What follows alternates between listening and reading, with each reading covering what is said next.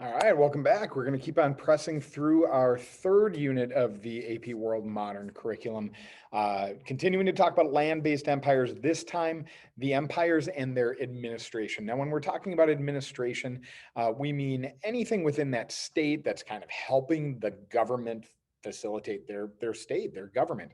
And so here we are focused on the AP World theme of governance and politics. And what you need to know is that rulers are going to use a variety of methods to legitimize and consolidate their power in these land-based empires.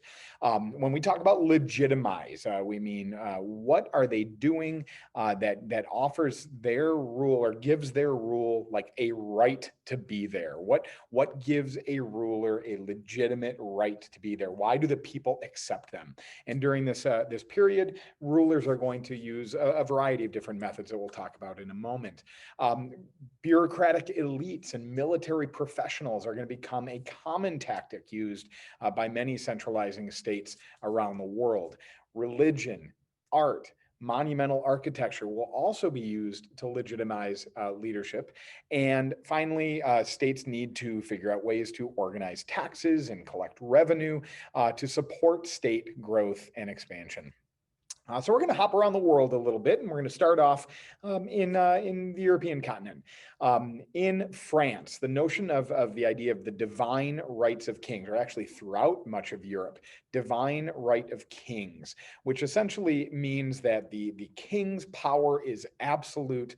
He is put there by God to rule, and nobody on earth can challenge him. This is essentially making these European kings both political and religious authorities, giving nobody else on earth, not even that Roman Catholic Pope, the right to challenge a king's authority. In France, under King Louis XIV, we see a classic example of this divine righted absolute monarch, where Louis XIV lets the French people know that I am the state. He builds the Palace of Versailles to remove himself from the people in Paris and to help rein in the nobles, and make sure that they recognize that he has absolute authority over all Frenchmen. In England, we've got a little bit of a different story. There is, of course, a king, and he does believe that he's got these rights granted by God to rule. But there's a parliament in England, and that parliament that dates back to the 13th century grants some political voice to nobles and commoners in the form of a House of Lords and a House of Commons in the English Parliament. In the 17th century, we see a couple major events: the English Civil War, and then later the signing of an English Bill of Rights that will work to strengthen this parliament, and kind of weaken the king's absolute rule and guarantee individual rights for citizens. That English Bill of Rights is going to have a lot to do with what eventually becomes an American Bill of Rights. In the Ottoman Empire is going to use a system known as the Devshirme System to recruit bureaucrats and elite warriors that are known as janissaries. Now, this is a really unique system for the Ottomans. They're gonna take young Christian boys from conquered territories in the Balkan Peninsula and put them through training in school to ultimately serve the Sultan, either as bureaucrats, what are known as viziers within the Ottoman Empire, or as elite warriors called janissaries. These viziers or janissaries are going to have absolute loyalty to the Sultan because he's the one that gave them their position and status. And we want to be a little careful with this. This wasn't, I mean, we talk about like the kidnapping of Christian boys in the Balkans, but for many, these are kids that are taken from what would have been maybe a life of poverty or just a peasant lifestyle, and they're going to have the opportunities to be some of the more important people within within the Ottoman state, and they had some of the highest status within the empire. In East Asia, we see the return of Confucian bureaucracy with the conquering of the Yuan dynasty by the Ming dynasty in China. So a return to Confucian bureaucracy in China, a resumption of the civil service examination as well to appoint bureaucrats. So we've talked about that all year long. Don't forget that that is a method to consolidate and strengthen power by appointing an effective bureaucracy. In Japan, we see some changes where Japan also is going to become more centralized thanks to this guy above me called Tokugawa Ieyasu, who is going to defeat his rivals and be proclaimed the one shogun of Japan in 1603. He begins to create a centralized state out of a capital city called Edo or Tokyo, and he'll divide his state into regions that he will place various lords to oversee, but ultimate authority will rest with him, the shogun. In South Asia, we've got the Mughal Empire. We've talked about them before. Mughal ruler Akbar is going to expand and further centralize his state. And like others, he's going to create an effective bureaucracy by using government officials known as zamindars to handle bureaucratic duties and tax collection.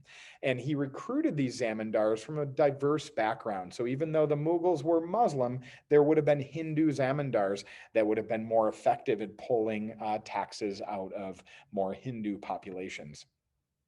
Now, we do want to talk a little bit about this idea of financing the state. As these states grow larger, they're going to need a lot of revenue coming in. And typically this is done through taxes, but we do have some innovations in taxation. Now, for most of human history, taxes were paid by landowners, the people that controlled the land, or, the landowners would allow people to work on their land, and then they'd get paid rent, and that would then get flipped on to the central authorities.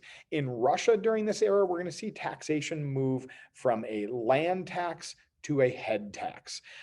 So instead of just taxing the land, we are going to see taxation based on individuals. So then even, not the big landowners are still going to be responsible for tax payments. In the Ottoman Empire, taxes on peasants are going to be paid through what is known as tax farming, where individuals within the Ottoman Empire will offer their services, and the Ottoman Empire will grant them to the highest bidder, and then these tax farmers would go out through the countryside and bring in taxes for the Ottoman state while keeping some from themselves behind as a payment for their duties. In Ming China, landlords were going to be used to collect local taxes that would then be directed to the central government. And then, as always, there's still tributary systems. Korea, for example, was a tributary state of the Ming and the Qing Chinese.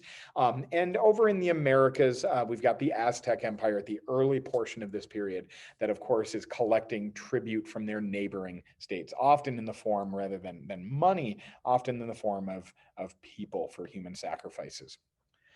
We also see legitimacy gained through art and architecture, and we've got a few examples around me here. The Palace of Versailles and St. Petersburg's Winter Palace. Palace of Versailles created by Louis XIV in France, the Winter Palace by Peter the Great in Russia. Two examples of monumental architecture, massive palaces, because the king needs to live in the most opulent building in the entire country.